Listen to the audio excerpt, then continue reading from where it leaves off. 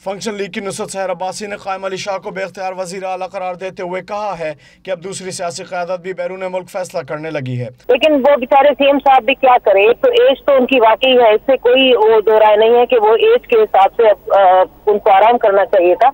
लेकिन वैसे भी अगर वो कुछ करना भी चाह रहे होंगे तो उनको करने कब दिया जाता था।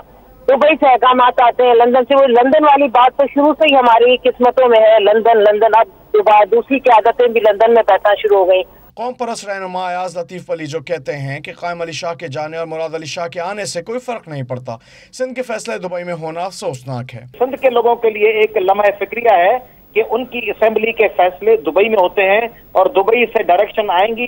जिस तरह लॉर्ड माउंटबेटन होते थे, उनको हिदायत आती थी मलका बरतानिया और किंग की तरफ से, इसी तरह यहाँ पे बैठे हुए हैं आपके पास लॉर्ड्स, उनको दुबई से जो हिदायत आएगी उस हिदायत पे वो लब्बैक कहेंगे और मुल्क वैसे का वैसा रहेगा। मारूफ सहाफ़ी और तज्ज़ियाकार नुसरत जावेद कहते हैं पीपल्स पार्टी सिंध में आज़ाद कश्मीर जैसी सूरत हाल से बचने के लिए हंगामी इक़दाम कर रही है। SOS डिसीशंस मैं इन्हें कहूँगा, हंगामी फैसले कहूँगा।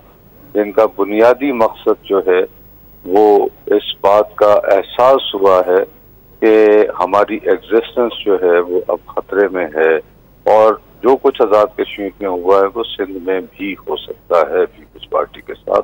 तज्ज़ियाकार आमिर ज़िया कहते हैं रेंजर्स इख्तियारात के मामले पर पीपल्स पार्टी बहुत दबाव में है। उन्होंने वज़ीर आला की तब्दीली के फैसले को दबाव से निकलने की चाल करार दिया। एक तरह से डिफ्लेक्ट करने की भी, यानी कि चीज को तवज्जो हटाने की भी कोशिश हो सकती है कि नई क़यादत आएगी और उसके बाद कुछ अर्से के लिए लोगों की उम्मीद बंधेगी। सवाल ये पैदा होगा कि अगर नई क़यादत आती है वो कितनी इंडिपेंडेंट होगी, कितनी ऑटोनोमस होगी और वो किस हद तक इनकी सियासत में वो फैसला कर सकेगी जिसका लोगों को इंतजार है।